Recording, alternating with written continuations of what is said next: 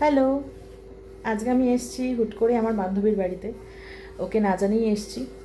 তো ও কি করছে চলো দেখাই তোমাদের।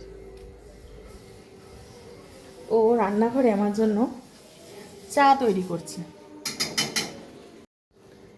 রান্নাঘরে চা তৈরি করছে, দেখো।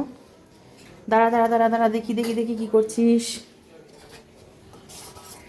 কড়াতে কড়াইতে করে চা তৈরি করছে ও। এই যে এই ভদ্রমহিলা, দেখি।